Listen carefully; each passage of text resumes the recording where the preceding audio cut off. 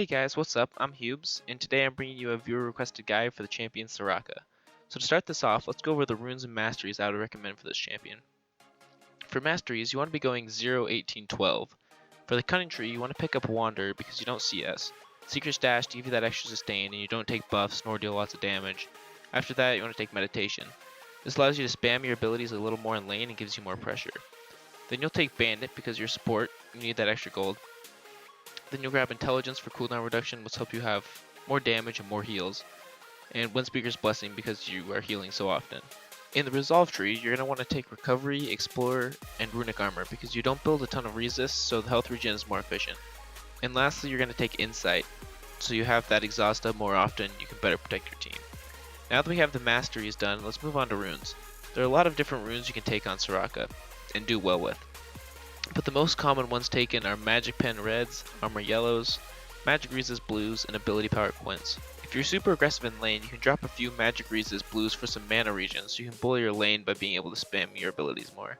If you're planning for the late game survivability, you can swap in Scaling Health Yellows instead of Armor Yellows since it's more efficient late game. You can tweak this around a bit depending on what you're wanting to use. Okay, so before we get into the gameplay and items you should be building, I'll quickly go over the skill order you should be doing. Level 1, you want to start Q. I've seen a lot of people take W, and frankly that doesn't make much sense. You virtually have a useless ability unless you've lost trades, and you definitely will lose the trade because you have no form of damage really.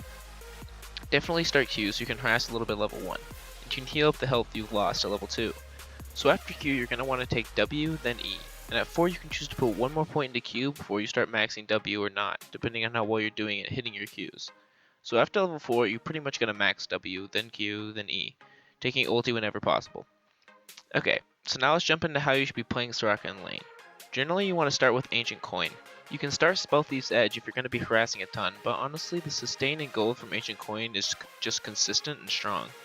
Once you get into lane, your job is just to be super annoying. Soraka has a pretty low cooldown poke and great sustain, so pretty much you just auto attack and Q the enemy over and over again. Any harass your ADC takes you can heal with W, and as long as you're hitting your Qs you'll be healing up as well. Also, the slow from your Q makes it hard for the enemy laners to fight you after you use it. If the enemy does get an all-in, your job is pretty much to slow them and place the silence field under them. Once your two main abilities are out, you just heal your ADC and kite back with auto attacks and use your Q whenever it's up. If you don't die in the all-in, you can heal you and your laner back to full health in a short amount of time, and now you have the health advantage in lane. Once you get out of lane, your job is pretty much the walking health pot. During the fight, you just have to use your offensive abilities to try to hold the front line off your back line, and you just sit back there with your carries and heal everyone.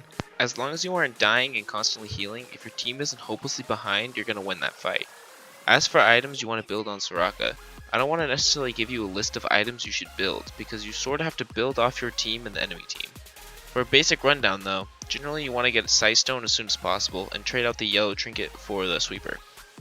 After that, upgrading your coin into Talisman and getting cooldown boots is usually a good call. I usually pick up Waka and Michael's Crucible depending on if they have a lot of CC. I almost always get Ardent Sensor because you heal so much. Pretty much slots after that, if you skipped an item, can be any item you see fit. Some people get Warmog, some people get Medjais, it's just what you feel best fits the situation. So that's pretty much the basis of Soraka. However, please do take into consideration that I'm not a support main. Most of my information comes from the supports I lane with while playing ADC, as well as watching programs and checking out popular builds. If there is something you think I missed, which is entirely possible, just leave a comment putting out that information so others watching the video can learn from your opinions as well. Anyways, thanks for watching. I hope you learned something or enjoyed the video. If you did, please don't hesitate to show your support through a like or subscribe for more content like this.